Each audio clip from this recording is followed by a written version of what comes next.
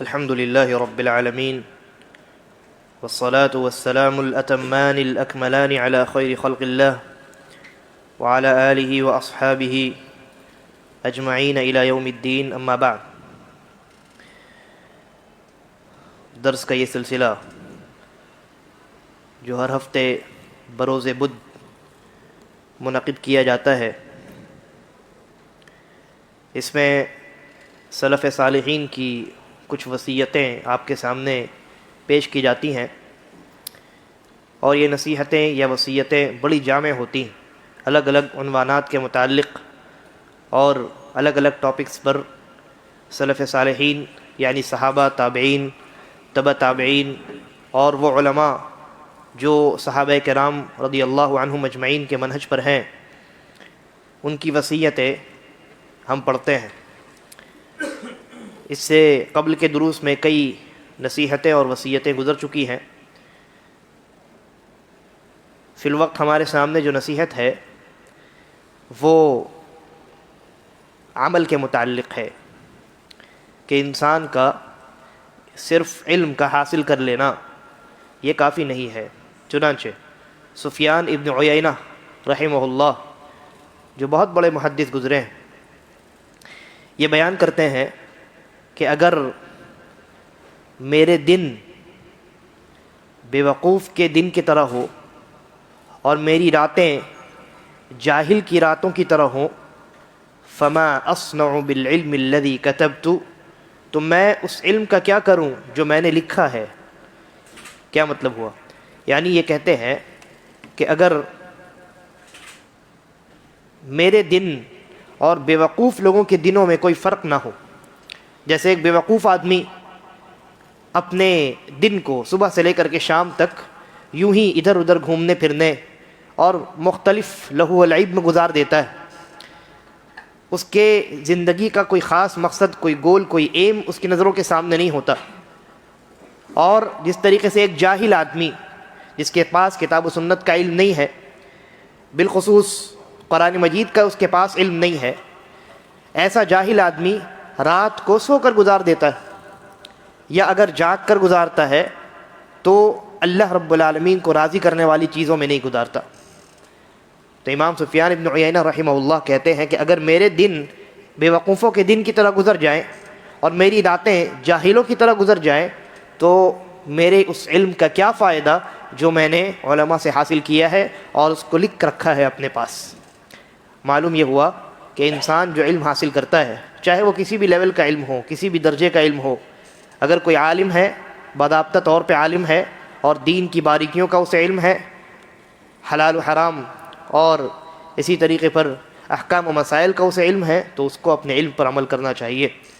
محدثین کے بارے میں آتا ہے امام احمد ابن حنبل رحمہ اللہ، آپ جانتے ہیں حدیث کی آج دنیا میں جتنی کتابیں موجود ہیں ان تمام کتابوں میں سب سے ضخیم کتاب کس کی ہے؟ امام احمد ابن حنبل رحمہ اللہ کی ہے. کون سی کتاب ہے؟ اس کتاب کا نام مسند احمد. مسند احمد کو انسائکلوپیڈیا آف حدیث بھی کہا جاتا ہے، اس لیے کہ اس میں وہ سب سے ضخیم کتاب آج کی تاریخ تک لکھی گئی ہے، اور کوئی نئی کتاب تو ہے نہیں. امام بخاری رحمہ اللہ کے بھی استاد ہیں امام احمد ابن حنبل رحمہ اللہ. تو فرماتے ہیں امام احمد ابن حنبل رحمہ اللہ فرماتے ہیں کہ میں نے جو حدیث بھی سنی، جس حدیث کو بھی میں نے حاصل کیا، ایک مرتبہ ضرور اس پر عمل کیا ہے، ایک مرتبہ ضرور اس پر عمل کیا ہے. لہذا انسان کا علم حاصل کر لینا یہ بڑا کمال نہیں ہے، بلکہ اگر اس علم پر انسان عمل نہ کرے تو کمال کے بجائے وہ علم اس کے لیے وبال ہے نا. سورۃ الفاتحہ کی میں بارہا مثال دیا کرتا ہوں، بڑی جامع صورت ہے. اس صورت کی تفسیر اور تشریح جو ہے وہ ہر وقت ہماری نظروں کے سامنے رہنی چاہیے. اس میں اللہ تبارک و تعالیٰ نے ضالین غیر المغضوب علیہم اور الضالین کا تذکرہ کیا. ہم کہتے ہیں اے اللہ جن پر تیرا غضب نازل ہوا ان کے راستے پر بھی نہ چلا، اور جو گمراہ ہو گئے ان کے راستے پر بھی نہ چلا. جن پر غضب نازل ہوا یہ کون لوگ ہیں؟ یہ یہودی ہیں. کیوں غضب نازل ہوا؟ اس لیے کہ ان کے پاس علم تھا، تورات کا ان کے پاس علم تھا. موسیٰ علیہ السلام اللہ کا جو وحی ان کے اوپر نازل ہوا کرتا تھا اللہ کی وحی جو نازل ہوتی تھی وہ پہنچا دیا کرتے تھے اپنی قوم تک۔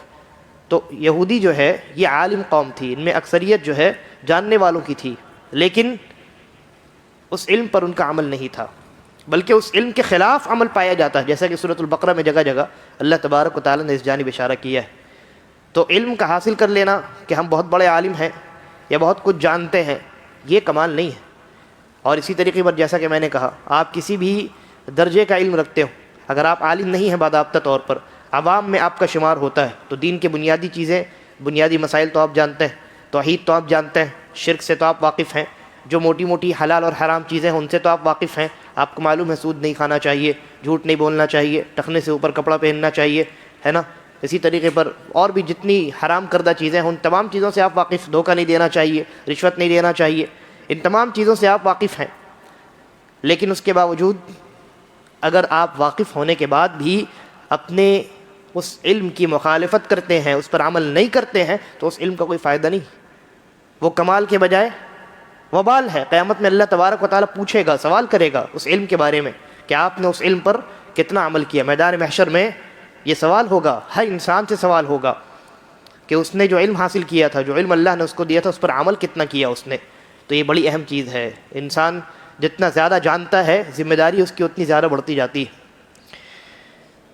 اس کے بعد مال کے متعلق امام سعید ابن المسیب رحمہ اللہ، ان کے کئی اقوال گزر چکے ہیں۔ یہ حضرت ابو ہریرہ رضی اللہ عنہ کے کون ہیں؟ داماد ہیں، سعید ابن المسیب رحمہ اللہ، اور بڑی لمبی عمر اللہ تبارک و تعالیٰ نے ان کو عطا کی۔ یہ فرماتے ہیں کہ اس انسان میں کوئی خیر نہیں ہے جو مال کو حلال راستے سے نہیں کماتا، جو مال کو حلال راستے سے نہیں کماتا، اور اس انسان میں کوئی خیر نہیں ہے جو مال کو کما کر کے اپنے آپ کو لوگوں سے بے نیاز نہیں کرتا، اور لوگوں کو یعنی اپنی رشتہ داریوں کو نہیں جوڑتا، اور اس مال میں سے جس کا حق اللہ نے متعین کیا ہے وہ حق وہ نہیں ادا کرتا۔ اس انسان میں کوئی خیر نہیں۔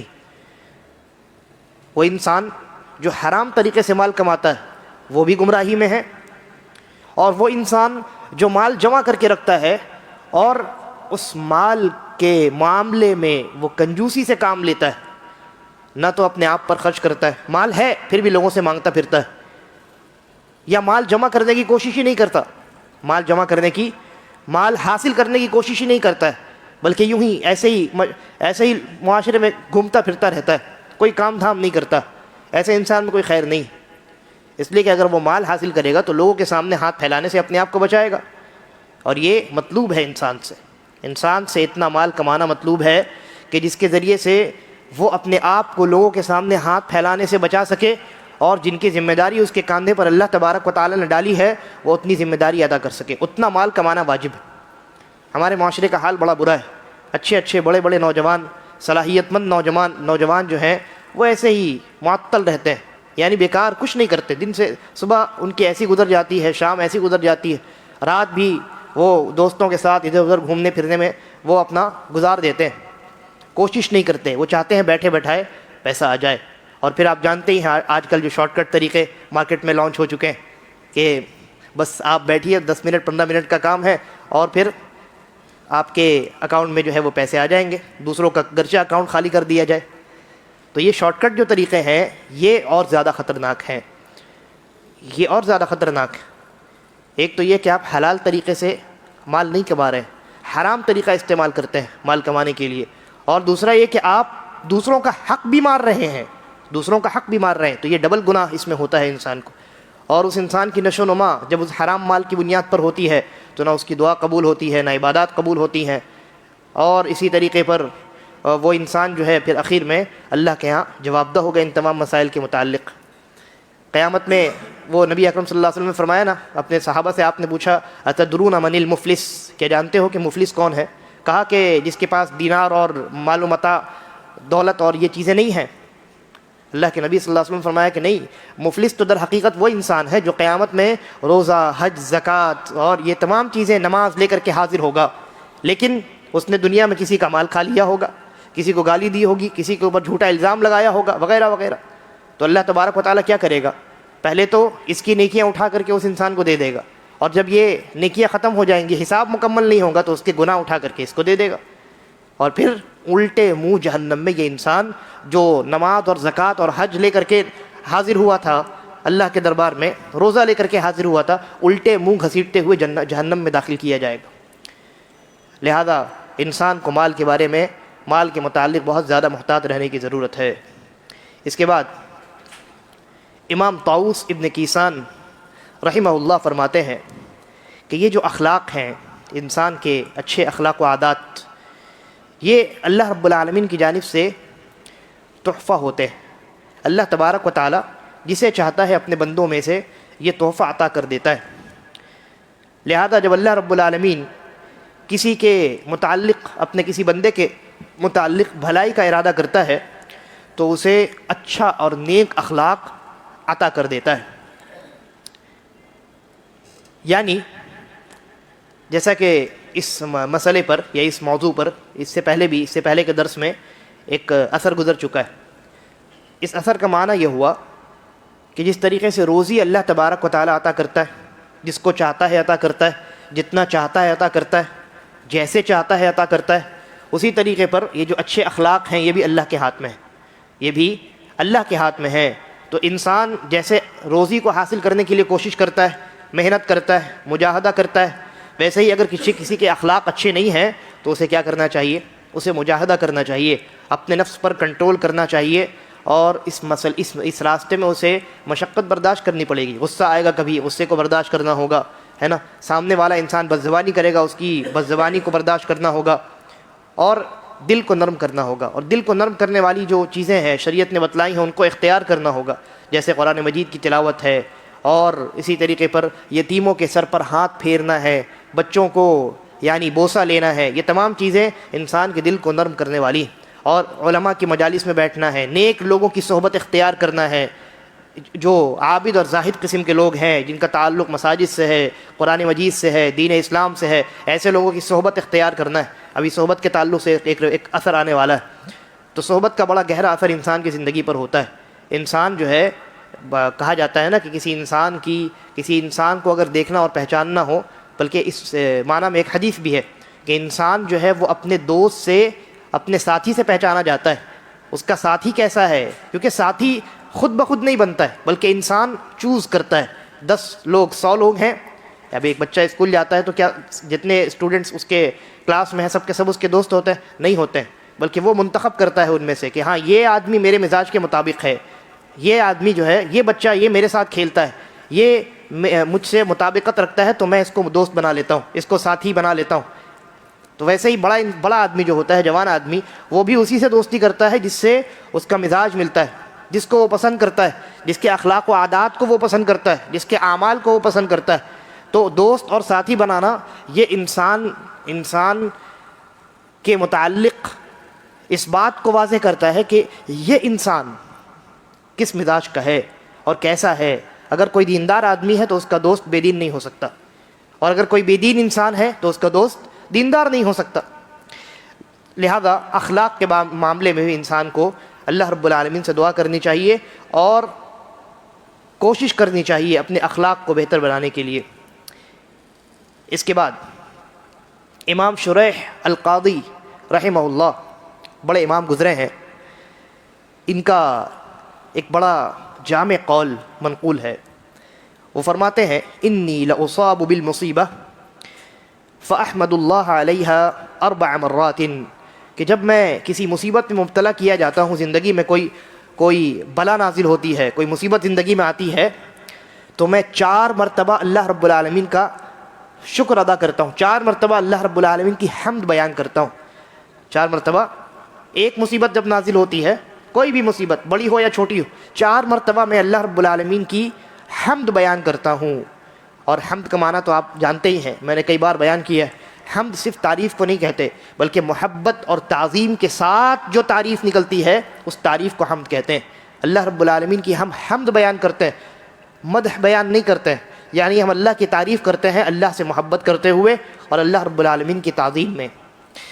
تو امام شریح القاضی رحمہ اللہ فرماتے ہیں کہ جب مجھے مصیبت پہنچتی ہے تو میں 4 مرتبہ اللہ کی حمد بیان کرتا ہوں. کیوں کرتا ہوں؟ کہتے ہیں احمدہ اذ لم تکن اعظم مما ہی. سب سے پہلی حمد جو ہوتی ہے وہ اس لیے ہوتی ہے کہ مجھے جو مصیبت پہنچی ہے اگر اللہ چاہتا تو اس سے بڑی مصیبت نازل کر سکتا تھا، ہے نا؟ اگر اللہ چاہتا تو اس سے بڑی مصیبت نازل کر سکتا تھا، لیکن اللہ نے یہی مصیبت نازل کی ہے تو اس پر اللہ کا شکر ہے، اللہ کی تعریف ہے کہ اس نے مجھے بڑی مصیبت سے بچا لیا. یہ پہلی مرتبہ حمد کی وجہ. دوسری مرتبہ حمد کی وجہ کہتے ہیں وہ احمدہ اذ رزقنی الصبر علیہا، کہ دوسری مرتبہ میں اللہ کی حمد بیان کرتا ہوں کیونکہ اللہ نے مجھے اس مصیبت پر صبر کرنے کی توفیق عطا فرمائی. اگر اللہ توفیق نہ دیتا تو میں صبر نہ کرتا، شکایت زبان پر آ جاتی اور اللہ رب العالمین ناراض ہو جاتا.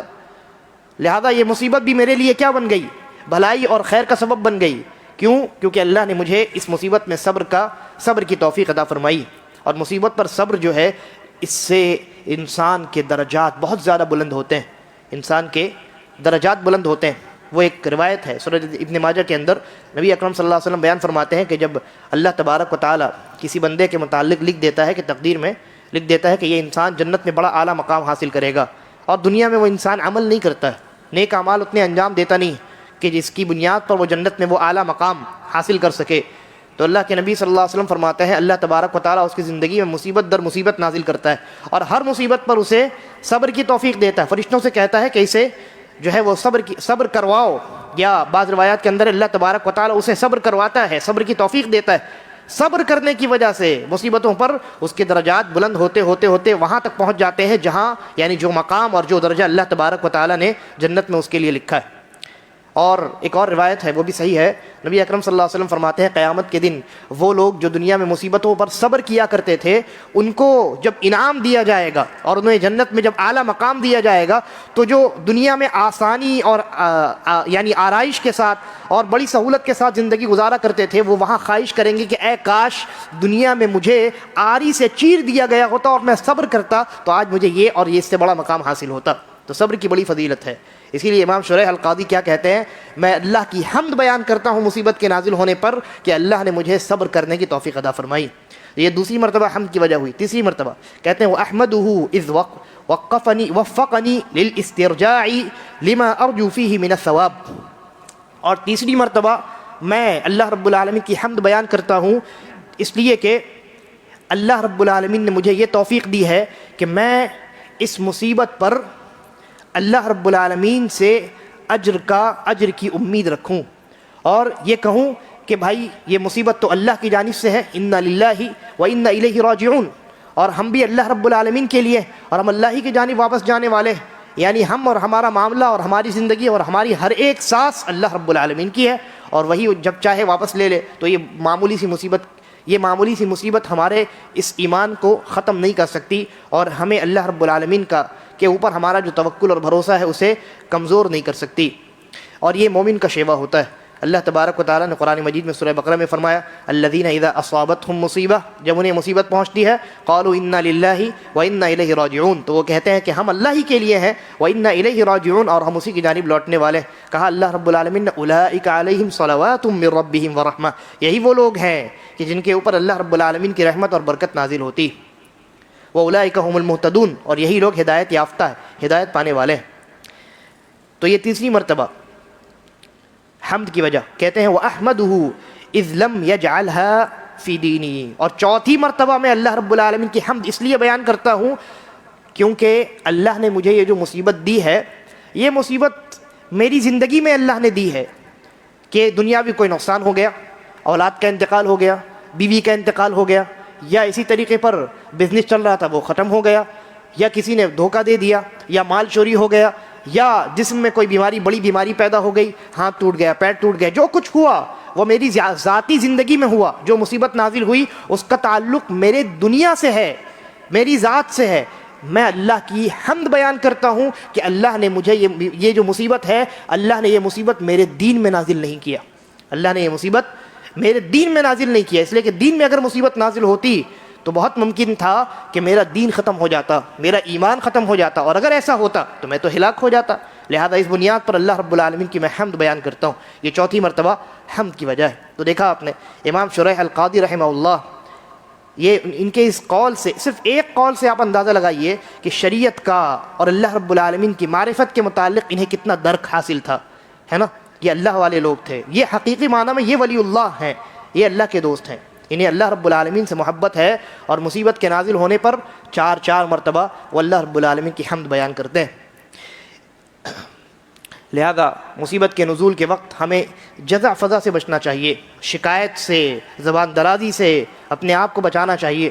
نہ زبان سے ہماری شکایت ہونی چاہیے، نکلنی چاہیے، اور نہ اعضاء اور جوارح سے یہ ظاہر ہونا چاہیے کہ یہ بندہ اللہ رب العالمین کے خلاف شکایت کر رہا ہے، ہرگز نہیں. لیکن اس معاملے میں مرد تو مرد بہرحال وہ کسی حد تک اس معاملے میں اپنے آپ پر قابو پا لیتے ہیں، لیکن خواتین کا معاملہ بڑا برا ہے. اس معاملے میں مصیبت کے نزول کے وقت خواتین کا معاملہ بڑا برا ہے، اور یہ آج سے نہیں ہے بلکہ نبی اکرم صلی اللہ علیہ وسلم کے زمانے ہی سے اس طرح کا معاملہ ہے.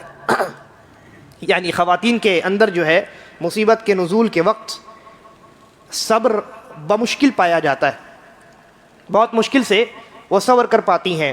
آپ نے وہ روایت سن رکھی ہوگی کہ نبی اکرم صلی اللہ علیہ وسلم کے زمانے میں، صحیح روایت ہے، آپ ایک مرتبہ ایک قبر کے پاس سے گزرے تو وہاں ایک عورت جو ہے وہ قبر پر بیٹھ کر کے رو رہی تھی، آواز کے ساتھ رو رہی تھی. تو نبی اکرم صلی اللہ علیہ وسلم نے فرمایا کہ اے عورت صبر کرو. تو اس عورت نے نبی اکرم صلی اللہ علیہ وسلم کو جواب دیا، پہچان نہ سکی کون ہے. اس عورت کے بیٹے کا انتقال ہو گیا تھا. تو اس عورت نے پلٹ کر کے جواب دے دیا کہ آپ کو کیا معلوم، جس کے اوپر مصیبت نازل ہوتی ہے اسے ہی اس مصیبت کے درد کا اندازہ ہوتا ہے. اس عورت نے پلٹ کر کے جواب دے دیا، یعنی صبر نہیں کیا، اس نے روتی رہی. اور نبی صلی اللہ علیہ وسلم نے جب سمجھانا چاہا تو آپ کو پلٹ کر کے اس نے جواب دے دیا. آپ آگے بڑھ گئے، صحابہ نے جا کر کے کہا کہ ارے پتہ ہے کس کو تم نے جواب دیا؟ وہ رسول اللہ صلی اللہ علیہ وسلم تھے. تب اس کو ہوش آیا، فوراً بھاگے بھاگے آپ کے گھر پہنچ گئی، اور وہاں پہنچ کر کے اس نے کہا کہ اللہ کے رسول اب میں صبر کرتی ہوں، میں نے آپ کو پہچانا نہیں تھا. تو کیا فرمایا اللہ کے نبی نے صلی اللہ علیہ وسلم؟ کہا الصبر عند الصدمۃ الاولی. صبر جو ہے یہ جب مصیبت نازل ہوئی ہو اول وہلے میں، اس وقت صبر اگر کوئی کرتا ہے تو اس صبر کا اعتبار ہے. ورنہ 1-2 ہفتے، 3-4 ہفتے کے بعد، 1 مہینے 2 مہینے کے بعد ہر انسان کو صبر آ جاتا ہے، اس صبر کا کوئی اعتبار نہیں. تو جب مصیبت نازل ہوئی ہو اس وقت صبر کرنا ہے، یعنی اپنے آپ کو روک کر کے رکھنا ہے. صبر کا جو لغوی معنی ہوتا ہے الحبس والمنع، روک کر کے رکھنا، یہ صبر کا لغوی معنی ہے. اپنے زبان کو روک کر کے رکھنا اللہ کے خلاف شکایت کرنے سے، اپنے اعضاء و جوارح کو روک کر کے رکھنا اللہ کے خلاف شکایت کرنے سے اور اس طرح کے اعمال انجام دینے سے. تو یہ قول جو ہے بڑا جامع قول تھا. اس کے بعد امام احمد رحمہ اللہ سے پوچھا گیا ایک آدمی کے بارے میں جو حدیث کے معاملے میں، یعنی وہ آدمی عالم تھا، کسی جگہ ایک آدمی رہتا تھا اور وہ حدیث کا عالم تھا. کب؟ امام احمد رحمہ اللہ کے زمانے میں. لیکن وہ عالم تو تھا لیکن اس سے بڑے علماء بھی موجود تھے. چنانچہ وہ آدمی حدیث کے علم میں ذرا کم درجے کا تھا. تو پوچھا گیا کہ کیا اس آدمی سے علم حاصل کیا جا سکتا ہے؟ امام احمد بن حنبل رحمہ اللہ، امام اہل السنہ، انہوں نے جواب دیا لیس یطلب العلم ہکذا، علم ایسے نہیں حاصل کیا جاتا. لو طلب العلم ہکذا مات العلم، اگر علم ایسے حاصل کیا جائے تو علم مر جائے.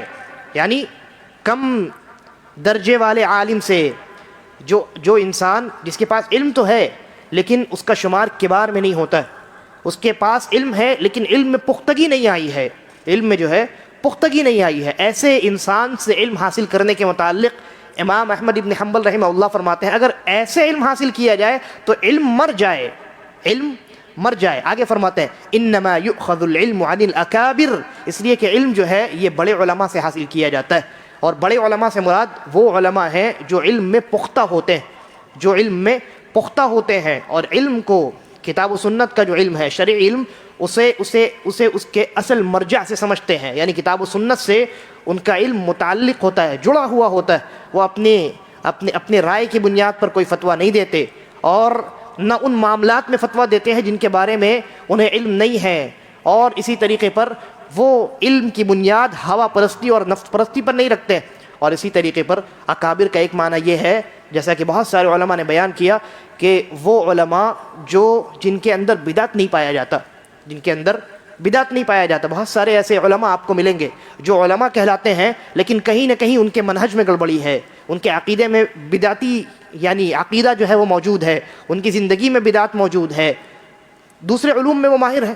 بہت سارے ایسے علماء آپ کو ملیں گے جو مان لیجئے کہ میراث کے مسائل میں بہت ماہر ہیں، فرائض کے مسائل میں، یعنی جائیداد کس طریقے سے تقسیم کی جائے تو اس معاملے میں بڑے ماہر ہیں، لیکن ان کا عقیدہ صحیح نہیں ہے، بدعتی عقیدے کے حامل ہیں اور اعمال درست نہیں ہے، ان کی زندگی میں جو ہے وہ بدعت موجود ہے. تو ایسی صورت میں ایسے لوگوں سے علم حاصل نہیں کرنا چاہیے، ایسے لوگوں سے علم نہیں حاصل کرنا چاہیے، اس لیے کہ آپ ان سے ایک علم سیکھیں گے تو علم سیکھتے وقت اس بات کی کوئی ضمانت نہیں ہے کہ ان کے اندر جو بدعت دوسری جگہوں پر پایا جاتا ہے، ان کے عقیدے میں اور ان کے منہج میں اور ان کے اعمال میں اور ان کے فتاووں میں جو بدعت جو پایا جاتا ہے، اس بات کی کوئی ضمانت گارنٹی نہیں ہے کہ اس کا اثر آپ کے اوپر نہ ہو، اس بات کی کوئی ضمانت نہیں. لہذا انسان کو چاہیے کہ وہ علم ایسے علماء سے حاصل کرے جو منہج سلف پر گامزن ہوں اور منہج سلف کی جانب دعوت دینے والے ہوں. کتاب و سنت کو اپنے فہم کے بنیاد پر سمجھنے کے بجائے صحابہ کرام اور ان کے شاگردوں اور ان کے طریقے پر چلنے والوں کے فہم اور ان کے منہج پر سمجھنے والے ہوں اور اسی کے مطابق فتویٰ دینے والے ہوں. فتویٰ کے معاملے میں بے لگام نہ ہوں اور کتاب و سنت پر مضبوطی کے ساتھ عمل کرنے والے اور اس کو لازم پکڑنے والے ہوں اور ان کے اندر بدعت نہ ہو، نہ منہج میں کوئی خرابی ہو، نہ عقیدے کے معاملے میں ان کے اندر کوئی نقص اور یعنی صحابہ کرام اور تابعین اعظام کا جو عقیدہ تھا ان کے خلاف کوئی بات ان کے اندر موجود ہو. تو ایسے علماء سے علم حاصل کرنا چاہیے. بتائیے، غور کرنے کا مقام ہے. امام احمد ابن حنبل رحمہ اللہ نے ایک ایسے انسان سے علم حاصل نہ کرنے کا مشورہ دیا جو ہے عالم لیکن مرتبے میں کچھ کم ہے، اس سے بڑے علماء بھی موجود ہیں. چنانچہ کہا کہ بڑے علماء سے علم حاصل کیا جائے جو علم کے معاملے میں پختگی کے یعنی پختہ ہے اور رسوخ ان کے اندر پایا جاتا ہے. اندازہ لگائیے اگر آج امام احمد بن حنبل رحمہ اللہ ہوتے اور جو مارکیٹ میں نئے نئے لوگ آئے ہیں جنہوں نے علم کی مہک بھی نہیں سونگھی ہے، علم کے راستے پر ایک قدم بھی نہیں چلے ہیں، بلکہ انہوں نے ڈیٹا جمع کیا. سمجھ رہے ہیں آپ؟ ڈیٹا انہوں نے جمع کیا. ان کے پاس جو کچھ ہے اسے ہم ڈیٹا کہیں گے. بس ایسے ہی معلومات ہے، کہیں سے بھی جمع کر سکتا ہے انسان، معلومات کر سکتا ہے نا. کوئی بھی ایک پڑھا لکھا آدمی ہے، مان لیجیے گریجویٹ آدمی ہے، اب اس سے کہا جائے کہ وہ میڈیکل کا آدمی نہیں ہے، ڈاکٹر نہیں ہے، اسے کہا جائے کہ بھائی کینسر ایک بیماری ہو، چلیے کینسر چھوڑ دیجیے، کورونا ایک بیماری ہوتی ہے، اس بیماری پر آپ کو 1 گھنٹہ لیکچر دینا ہے، تو وہ کیا کرے گا؟ انٹرنیٹ پہ جائے گا، ڈیٹا اکٹھا کرے گا نا، ڈیٹا اکٹھا کرے گا، معلومات جمع کرے گا، پھر اس کے بعد اس کو ترتیب دے گا اور اس میں ڈاکٹرز نے جو ریسرچ کیے ہیں ان کو بھی نقل کرے گا اور ان کے حوالے جات بھی وہ وہاں پر لکھے گا کہ فلاں ڈاکٹر نے اپنے فلاں کتاب میں فلاں صفحے پر یہ بات کہی ہے. پھر اس کے بعد اگر اس کو یہ کہا جائے کہ آپ کو کچھ دیکھ کر کے نہیں پڑھنا ہے تو وہ اس کو یاد کر لے گا، ہے نا. پھر اس کے بعد ڈائس پر آئے گا اور 1 گھنٹہ وہ آرام سے لیکچر دے گا. سننے والے کیا سمجھیں گے؟ سننے والے سمجھیں گے اس انسان کو بہت علم ہے، ممکن ہے کہ یہ کورونا کی بیماری پر اس نے بڑا ریسرچ کیا ہے، بہت بڑا ڈاکٹر ہے، یہ نہیں سمجھیں گے. لیکن اگر اس کی حقیقت کا علم ہو جائے لوگوں کو تو اسٹیج سے اس کو اتار دیا جائے گا، ہے کہ نہیں؟ یہی معاملہ ہے نا. دین کے معاملے میں وہ لوگ جنہوں نے، جیسا کہ میں نے کہا، دین کے شریعت کے علم کے حصول میں 1 قدم بھی انہوں نے نہیں بڑھایا، اور اس راستے میں جو مشکلات اور پریشانیاں ہوتی ہیں ذرہ برابر بھی انہوں نے ان مشکلات اور پریشانیوں کو نہیں چکھا. شریعت کو اس کے اصل مصادر سے انہوں نے علماء کے سامنے بیٹھ کر کے نہیں سیکھا. ایسے لوگ آج بہت ملیں گے آپ کو یوٹیوب کے اوپر اور اسی طریقے پر دیگر جو سوشل میڈیا ایپس ہیں اور ویب سائٹس ہیں. یہاں یہ لوگ یہی کام کرتے ہیں، ڈیٹا جمع کرتے ہیں اور جمع کرنے کے بعد بڑا زبردست لیکچر دیتے ہیں. بس وہ مشہور ہو جاتے ہیں. لوگ دھوکے میں پڑ جاتے ہیں کہ اچھا یہ بڑا عالم معلوم ہوتا ہے، اس نے تو اتنی بڑی بڑی باتیں کی ہیں اور اتنے سارے حوالہ جات دیے ہیں، اور وہ حوالہ جات اور وہ ریفرنسز جو ہیں اس کو زبانی یاد ہے. بتائیے کتنا بڑا عالم ہے وہ. قرآن کی آیات کو کے نمبرات وہ ایسے بتاتا ہے جیسے سورۃ الفاتحہ پڑھ رہا ہے. در حقیقت یہ لوگ دھوکہ دینے والے ہیں. تو میں کہہ رہا تھا امام احمد ابن حنبل رحمہ اللہ اگر آج کے زمانے میں موجود ہوتے تو ان کا ان لوگوں کے متعلق کیا نظریہ ہوتا، جب وہ اپنے زمانے میں، اس زمانے میں جو عام لوگ ہیں ان کے بھی علم کا معیار اتنا بلند ہوا کرتا تھا کہ آج کے علماء کا نہیں. اس زمانے کے ایک عالم کے متعلق امام احمد ابن حنبل رحمہ اللہ نے کہا کہ دیکھو بڑے علماء سے علم حاصل کرو، جو نئے نئے ابھی عالم بنے ہیں یا جنہوں نے ابھی نیا نیا علم حاصل کیا ہے ان سے علم حاصل کرنے سے بڑے علماء کی موجودگی میں اجتناب کرو. آج کے زمانے میں اگر وہ ہوتے اور ایسے لوگوں کو دیکھتے جنہوں نے علم کے راستے میں ایک قدم بھی نہیں بڑھایا اور علم کی مہک بھی انہیں نہیں پہنچی ہے، تو کتنے برہم ہوتے اور کیا نظریہ اور کیا رویہ ہوتا ان لوگوں کے متعلق. چنانچہ دین جو ہے، دین کا علم یہ بھی دین ہے. اس لیے ہمیں دین کی حفاظت کرنی، علم کی حفاظت کرنی. اور یہ کیسے ہوگا؟ امام احمد بن حنبل رحمہ اللہ کہ اس قول میں غور کیجئے، کہا انما یؤخذ عن الاکابر، بڑے علماء سے جو علم کے معاملے میں پختہ ہیں، جن کے اندر رسوخ آ چکا ہے، ایسے علماء سے علم حاصل کرنا چاہیے انسان کو. ہر وہ انسان عالم نہیں ہوتا جس کے اندر بولنے کی صلاحیت ہو یا لکھنے کی صلاحیت ہو، ہر وہ انسان عالم نہیں ہوتا ہے. دیگر معاملات میں ہم بڑا اس بات کا خیال کرتے ہیں. کسی کے بچے کو اگر بخار آ جائے، طبیعت خراب ہو جائے تو وہ کیا کرتے ہیں؟ ان کے محلے میں بغل میں کوئی پڑوسی اگر ایسا ہو تو کہ بہت اس کو نالج ہو، ڈاکٹر یعنی دواؤں کا بڑا علم ہو کہ یہ بیماری ہو تو یہ دوا دینی چاہیے، پیٹ خراب ہو گیا تو یہ دے دیجئے، بخار آ گیا تو یہ دے دیجئے، بدن ہاتھ میں درد ہے تو یہ دے دیجئے. لیکن بچے کو جب بخار ہوتا ہے اس آدمی کے پاس لے کر کے جاتے ہیں؟ نہیں لے کے جاتے ہیں. کوئی کہے ارے تمہارے بغل میں تو فلاں آدمی رہتا ہے، بڑا علم ہے اس کو میڈیسنس کے بارے میں، وہاں اس کے پاس لے کر کے جاؤ، تو کیا جواب دیتے ہیں؟ وہ ڈاکٹر تھوڑی ہے، کیوں لے کر کے جائے اس کے پاس؟ کیا جواب دیتے ہیں؟ ڈاکٹر تھوڑی ہے، ڈاکٹر نہیں ہے وہ. یعنی کہنے کا مقصد کیا ہوتا ہے؟ اس نے اس علم کو، علم طب کو، اس علم کے ماہرین کے سامنے بیٹھ کر کے حاصل نہیں کیا. یہ مطلب ہوتا ہے ڈاکٹر نہیں ہے کہنے کا. تو اس کے پاس آپ نہیں لے کے جاتے ہیں، تلاش کرتے ہیں کون اچھا ڈاکٹر ہے نا، کون بہتر ڈاکٹر ہے، کس کے پاس کون ایم بی بی ایس ہے. بہت سارے لوگ دیکھتے ہیں ڈاکٹر کی ڈگریاں دیکھتے ہیں پہلے، کون سی ڈگری ہے بھائی اس کے پاس. اگر ایم بی بی ایس ہے تو ٹھیک ہے، نہیں ہے تو نہیں اسے نہیں دکھانا.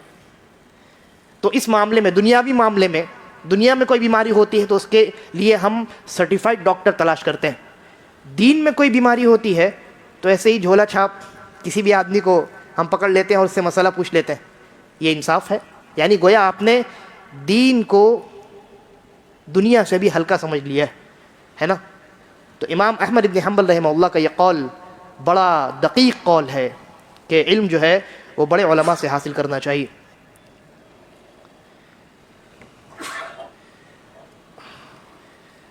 میرے خیال سے اسی نصیحت پر ہم آج اکتفا کرتے ہیں، اور انشاءاللہ اگلے دروس میں مزید جو قیمتی نصیحتیں اور وصیتیں ہیں سلف کی ان پر ہماری گفتگو ہوگی. اللہ تبارک و تعالیٰ سے دعا ہے کہ وہ ہمیں کہنے کے ساتھ ساتھ اس پر عمل کرنے اور لوگوں کو اس کی جانب دعوت دینے کی توفیق عطا فرمائے، اور ہم تمام کا خاتمہ ایمان اور اسلام پر کرے. ھذا واللہ اعلم وصلی اللہ علی نبینا وسلم. والسلام علیکم ورحمۃ اللہ وبرکاتہ.